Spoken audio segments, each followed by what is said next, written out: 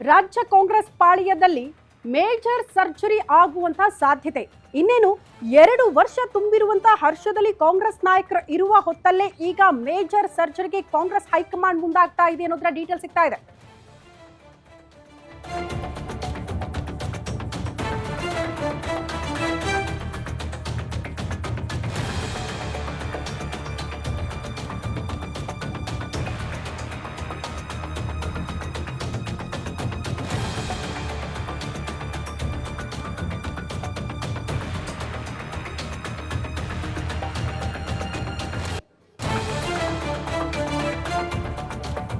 JDS BJP ಬಿಟ್ಟು ಕಾಂಗ್ರೆಸ್ ಸೇರಿದವರಿಂದ ಸಚಿವ ಸ್ಥಾನಕ್ಕೆ ಪಟ್ಟು ಹೆಚ್ಚಾಗ್ತಾ ಇದೆ. ಲಕ್ಷ್ಮಣ್ ಸವದಿ, ಕೋನರೆಡ್ಡಿ, ಶಿವಲಿಂಗೇಗೌಡ ಅವರೆಲ್ಲ ಪಟ್ಟು ಹಿಡಿದಿದ್ದಾರಂತೆ. ಇವರೆಲ್ಲ ಬೇರೆ ಪಕ್ಷದಿಂದ ಬಂದವರು.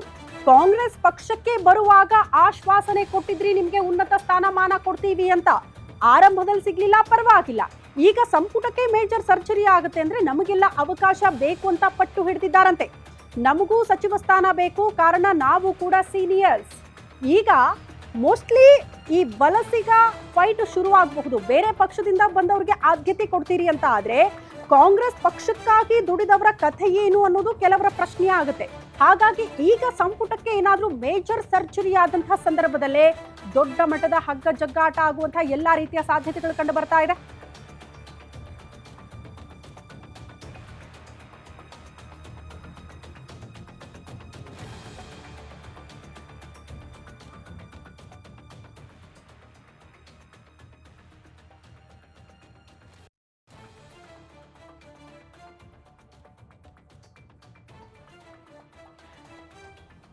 ನೋಡಿ, ಈಗ ಕಾಂಗ್ರೆಸ್ ಪಾಳ್ಯದಲ್ಲಿ ಮೇಜರ್ ಸರ್ಜರಿ ಆಗುತ್ತೆ. 8 ರಿಂದ 9 ಸಚಿವರಿಗೆ ಕೋಕು ಕೊಡುವಂತಹ ಸಾಧ್ಯತೆ ಇದೆ. ಆ ಮೂಲಕ ಬೇರೆಯವರಿಗೆ ಅವಕಾಶಗಳು ಸಿಗಬಹುದು ಅನ್ನುವಂತ ವಿಚಾರ ಮುನ್ನೆಲೆಗೆ ಬಂದಿದ್ದೆ ತಡ.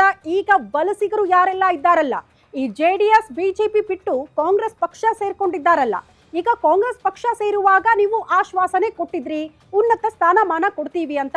ಈಗ ಸಂಪುಟಕ್ಕೆ ಮೇಜರ್ ಸರ್ಜರಿ ಆದಾಗ ನಮ್ಮನ್ನ ಮರೆಯೋ ಹಾಗಿಲ್ಲ. ಪ್ರಮುಖವಾಗಿ ಶಿವಲಿಂಗೇಗೌಡರು ಲಾಭಿ ಶುರು ಮಾಡಿಬಿಟ್ಟಿದ್ದಾರೆ. ಯಾರಿಗೆ ಹೇಳ್ತೀವೋ ಅವರಿಗೆ ಸಚಿವ ಸ್ಥಾನ ಸಿಗಲೇಬೇಕು ಅನ್ನೋ ರೀತಿಯಲ್ಲಿ ಪಟ್ಟು ಹಿಡಿದಂಗೆ ಕಾಣಿಸ್ತಾ ಇದೆ. ಸಚಿವ ಸ್ಥಾನಕ್ಕಾಗಿ ಹಲವರಿಂದ ಲಾಭಿ, ಪ್ರಮುಖವಾಗಿ ಅದರಲ್ಲಿ ಲಕ್ಷ್ಮಣ್ ಸವದಿ ಅವರು. ಲಕ್ಷ್ಮಣ್ ಸವದಿ ಅವರಿಗೆ ಆರಂಭದಲ್ಲೇ ಕ್ಯಾಬಿನೆಟ್ ನಲ್ಲಿ ಸ್ಥಾನ ಸಿಗುತ್ತಾ ಅನ್ನುವಂತ ಕುತೂಹಲ ಇತ್ತು, ಯಾವಾಗ ಕಾಂಗ್ರೆಸ್ ಅಧಿಕಾರಕ್ಕೆ ಬರುತ್ತೆ ಆಗಲೇ. ಬಟ್ ಲಕ್ಷ್ಮಣ್ ಸವದಿ ಅವರನ್ನ ಆಗಲೂ ಕೂಡ ಕಡೆಗಣನೆ ಮಾಡಲಾಗಿತ್ತು ಅನ್ನುವಂತ ಅಸಮಾಧಾನ ಇತ್ತು. ಅದನ್ನ ಬಹಿರಂಗವಾಗಿ ಹೇಳ್ಕೊಳ್ಳದೆ ಇದ್ರೂ ಕೂಡ ಬಟ್ ಮನಸ್ಸಲ್ಲಿ ಇತ್ತು ಅವ್ರಿಗೆ ಅಸಮಾಧಾನ. ಹಾಗಾಗಿ ಈಗ ಮತ್ತೆ ನೀವು ಕ್ಯಾಬಿನೆಟ್ ಸರ್ಜರಿ ಮಾಡಿದಾಗಲೂ ನಮ್ಮನ್ನ ಕೈ ಬಿಡ್ತೀರಿ ಅಂದ್ರೆ ನಮ್ಮ ಸೀನಿಯಾರಿಟಿಗೆ ಹಾಗಾದ್ರೆ ಮಹತ್ವ ಕೊಡೋ ಹಾಗಿಲ್ಲ, ಮಹತ್ವ ಕೊಡ್ತಾ ಇಲ್ಲ ಅಂತ ಅದರ ಅರ್ಥ. ಈಗ ಸಚಿವ ಸ್ಥಾನ ಬೇಕು. ಇಫ್ ಸಪೋಸ್ ಸಚಿವ ಸ್ಥಾನ ಸಿಗದೆ ಹೋದ್ರೆ ಇವರ ಮುಂದಿನ ನಡೆ ಏನು ಅನ್ನೋದು ಕೂಡ ಸದ್ಯ ಇರುವ ಕುತೂಹಲ. ಈ ಬಗ್ಗೆ ಮತ್ತಷ್ಟು ಡೀಟೇಲ್ಸ್ ಅನ್ನ ಕೊಡ್ತಾ ಹೋಗ್ತಾರೆ ನಮ್ಮ ಪ್ರತಿನಿಧಿ ದುರ್ಗೇಶ್. ಫೋನ್ ಸಂಪರ್ಕದಲ್ಲಿ ಇದ್ದಾರೆ.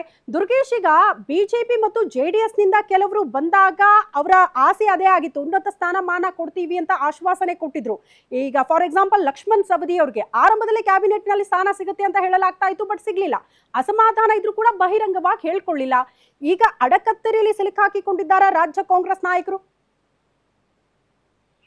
ಖಂಡಿತ ಶ್ರುತಿ, ಯಾಕಂದ್ರೆ ಜೆಡಿಎಸ್ ಪಕ್ಷ ಮತ್ತು ಬಿಜೆಪಿ ಪಕ್ಷದಿಂದ ಪಕ್ಷವನ್ನ ತೊರೆದು ಎಲ್ಲವನ್ನ ತ್ಯಾಗವನ್ನ ಮಾಡಿ ಕಾಂಗ್ರೆಸ್ ಪಕ್ಷಕ್ಕೆ ಬಂದಂತ ಶಾಸಕರಿಗೆ ಒಂದು ಆಸೆ ಇರುವಂತದ್ದು, ನಾವು ಸಚಿವ ಸ್ಥಾನದ ಆಕಾಂಕ್ಷಿಗಳಾಗಿರ್ತೇವೆ, ಸಚಿವ ಸ್ಥಾನವನ್ನ ನಮಗೆ ಕೊಡ್ತಾರೆ ಅನ್ನುವಂತ ನಿಟ್ಟಿನಲ್ಲಿ ಸಾಕಷ್ಟು ಕನಸುಗಳನ್ನ ಕಟ್ಕೊಂಡು ಪಕ್ಷದಿಂದ ಪಕ್ಷಕ್ಕೆ ಸೇರ್ಪಡೆ ಆಗಿದ್ರು. ಆದ್ರೆ ಇದೀಗ ಸರ್ಕಾರ ಬಂದ ನಂತರ ಅದೇ ಇವರು ಶಾಸಕ ಸ್ಥಾನ ಆಯ್ಕೆ ಆದ್ರೂ ಕೂಡ ಇವ್ರಿಗೆ ಸಚಿವ ಸ್ಥಾನ ಸಿಗ್ಲಿಲ್ಲ ಅನ್ನೋದು ಒಂದ್ ಕಡೆ ಆಸೆಗೆ ಈಡೇರಲಿಲ್ಲ ಅನ್ನುವಂಥದ್ದು ಕೂಡ ಒಂದ್ ಕಡೆ ಇತ್ತು. ಆದ್ರೆ ಇದೀಗ ಏನು 2 ವರ್ಷ ಸರ್ಕಾರ ಪೂರೈಸ್ತಾ ಇದೆ, ಕ್ಯಾಬಿನೆಟ್ ವಿಸ್ತರಣೆ ಪುನರ್ರಚನೆ ಆಗತ್ತೆ ಅನ್ನುವಂತಹ ಮಾತುಗಳು ಕೇಳಿ ಬರ್ತಿರೋದ್ರಿಂದ ಸಾಕಷ್ಟು ಲಾಬಿಯನ್ನು ನಡೆಸ್ತಾ ಇರುವಂತದ್ದು. ಯಾಕಂದ್ರೆ ಪಕ್ಷದಿಂದ ಪಕ್ಷಕ್ಕೆ ಬಿಟ್ಟು ಬಂದಂತ ಹಿಂದಿನ ಒಂದು ಬಿಜೆಪಿ ಸರ್ಕಾರ ಸಮಯದಲ್ಲಿ 17 ಜನರಿಗೆ ಸಚಿವರನ್ನಾಗಿ ಮಾಡಲಾಗಿತ್ತು. ಅದೇ ರೀತಿ ನಮ್ಮನ್ನು ಶಾಸಕರಾಗಿ ನಾವು ಮರು ಆಯ್ಕೆ ಆದ್ರೆ ನಮ್ಮನ್ನ ಸಚಿವರನ್ನಾಗಿ ಮಾಡ್ತಾರೆ.